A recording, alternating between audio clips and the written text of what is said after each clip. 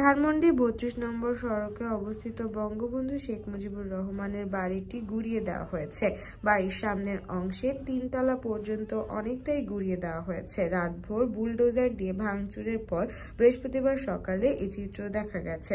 অবশিষ্ট বাকি অংশ ভেকু দিয়ে ভেঙে সমতলে না করা পর্যন্ত কাজ চলবে বলে জানান উপস্থিত কয়েকজন।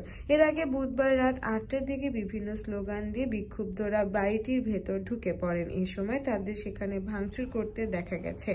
এরপর রাত 8:45টার দিকে বাড়িটিতে আগুন দেওয়া হয়। এই সময় আইন শৃঙ্খলা রক্ষাকারী বাহিনীর সদস্যদের ৩২ নম্বরে ঢোকার মুখে মিরপুর রোডে অবস্থান করতে দেখা গেছে।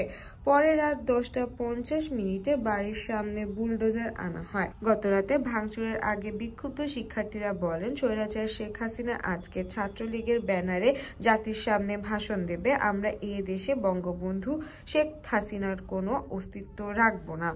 তারা বলেন, যারা ছাত্র হত্যার সঙ্গে জড়িত ছিল সেসব ফ্যাসিবাদীদের কোনো চিহ্ন বাংলাদেশের মাটিতে রাখতে চাই না। অবিলম্বে শেখ হাসিনাকে দেশে ফেরত এনে তার শাস্তির ব্যবস্থা করতে হবে।